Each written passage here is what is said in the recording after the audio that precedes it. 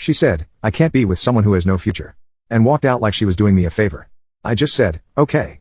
The next morning, I started calculating my revenge, and now she's the one begging to be part of the future she thought I'd never have. Throwaway account because some people involved might recognize this story. This happened over about 2 years, and I'm finally ready to share the whole thing. Still processing, honestly. I, 29, male, live in Dallas. Been there about 4 years, making decent money, around $68,000 annually. Not rich, but comfortable, you know. I drive a 2018 Honda Accord that's paid off. Live in a nice one-bedroom apartment in a decent neighborhood. And I've been smart with money since graduating college. No student loans, no credit card debt, just the mortgage on a small duplex I bought as a rental property when I was 25.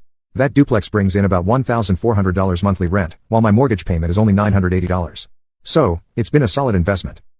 My day job is pretty standard corporate marketing stuff, managing campaigns for our clients, analyzing performance metrics, coordinating with a creative team. Nothing glamorous, but I'm good at it, and my manager appreciates my work. I've gotten consistent raises and bonuses, though nothing huge. The company culture is decent and the work-life balance is reasonable, which gave me time to pursue my real passion project. Here's what nobody knew, though. I've been building my own digital marketing consultancy on the side for almost 3 years.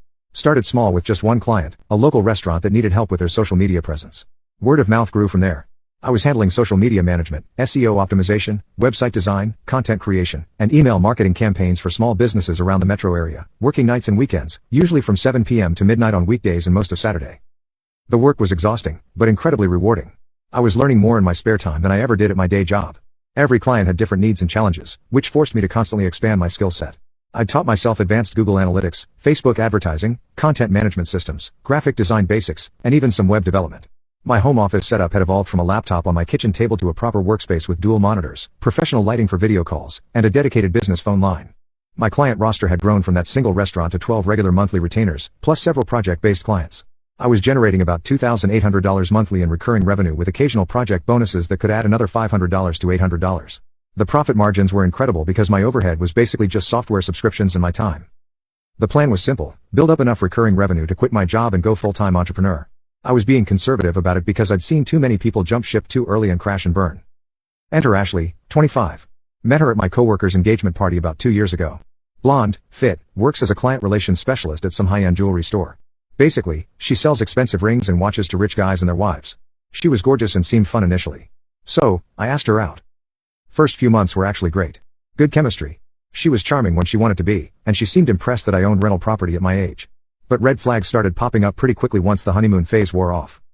Ashley had expensive taste in absolutely everything. Designer purses that cost more than most people's monthly rent.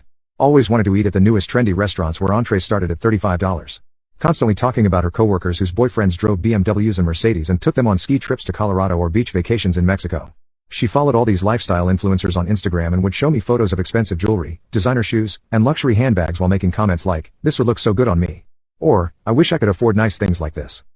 She never directly demanded that I pay for everything, but she had this manipulative routine down to an art form. She'd forget her credit card at home when we went out, or suddenly remember some unexpected expense like a car repair or medical bill right when the dinner check arrived. Sometimes she'd order expensive items when we were out, like an $18 cocktail or the surf and turf special, then act surprised when the bill was higher than expected and suggest we split it, even though my meal cost half of what hers did. What really got to me was how she'd compare our relationship to others constantly. Her friend Jessica's boyfriend had surprised her with a weekend trip to New Orleans for her birthday. Her coworker Miranda was dating some guy who bought her a tennis bracelet just because. Her sister's husband had upgraded to a bigger house and was talking about getting a boat. Ashley would bring up these stories and then get this wistful look like she was imagining what it would be like to have a real man who could provide that lifestyle. I didn't mind covering more than my share initially because I genuinely cared about her and I was making decent money. Plus, my side business was growing steadily. I had about 12 regular monthly clients generating consistent revenue and was in serious discussions with Mega Retail Solutions about handling their entire digital marketing strategy across multiple states. But I kept that information completely private because I've learned not to count on deals until contracts are actually signed and money is in the bank. The Mega Retail opportunity was huge, potentially my biggest break ever. They operated over 200 retail locations and their current marketing was stuck in the Stone Age. Their website looked like it was built in 2005. Their social media presence was practically non-existent, and they had no real digital advertising strategy. I've been working with their regional manager for months, creating detailed proposals, running small test campaigns, and proving that my strategies could significantly improve their customer acquisition and retention. But I didn't want to get Ashley's hopes up or deal with her expectations if the deal fell through. She was already pressuring me about my career trajectory and questioning why I wasn't more aggressive about climbing the corporate ladder at my day job. Ashley started getting more demanding as time went on, though. She'd make comments about my car being practical but boring and ask why I didn't lease something nicer, like her friend's boyfriend who drove a BMW. She'd suggest expensive weekend getaways and seem disappointed when I'd propose more budget-friendly alternatives. The biggest red flag was when she started asking pointed questions about my career trajectory. Where did I see myself in 5 years? When was I going to get promoted to management? Why wasn't I making six figures yet, like some guy her friend was dating who worked in finance?